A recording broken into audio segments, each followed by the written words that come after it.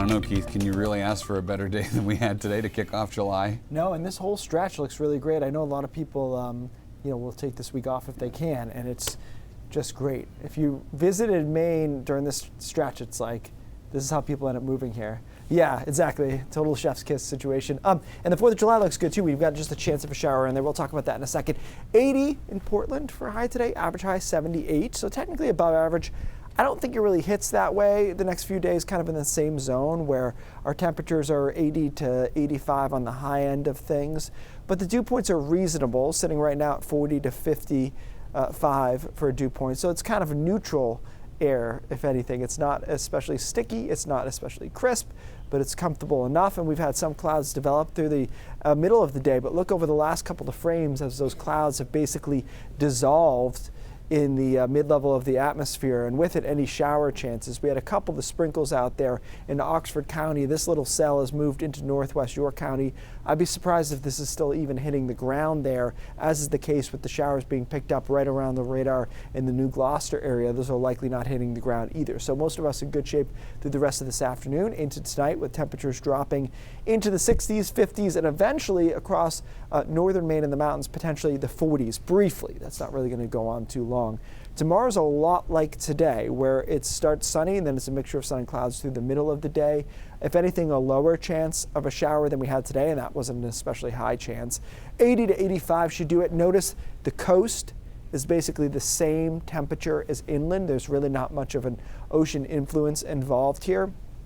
And then we do it again on Wednesday. Wednesday might have just a little bit more cloud cover when compared to tomorrow, so we'll call it a mixture of sun and clouds. But once again, getting to around 80 degrees with a couple of spots in the mid-80s away from the coastline. And then showers come through, it looks like, late Wednesday night, early Thursday morning. But it looks like we get this front offshore by, at the worst, it looks like noon. It's probably much earlier than that in most spots. And then we're in good shape for the 4th of July. It's a mixture of sun and clouds, temperatures in the mid and upper 80s. We do well on Friday too, and our only kind of wet looking day is on Saturday, and even that is not a washout at this point.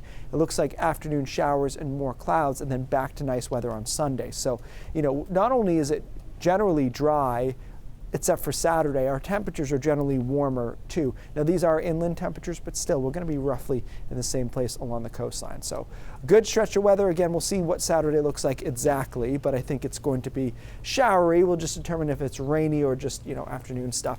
Hot on Sunday to close out the long weekend. It could be the hottest day there with the upper 80s to around 90. And again, that morning shower possible on the 4th of July, but I think the time that most people get stuff going here, we're going to be in good shape. So unless you're hitting the ground absolutely running here on 4th of July morning, I think by cookout time and all that, things will be in good shape and warm, but not like oppressively hot. So. Yeah, good beach days, right? Lake days, you name it. Pretty much, I can't think of too many things that this wouldn't work for, so it's going to be good. I cannot imagine that some people are going to either keep their kids in summer camp or go back to work on Friday, July 5. It's going to be like after the Super Bowl when there's a lot of call-outs. That Friday is going to be a little tough, I think. Thanks, Keith.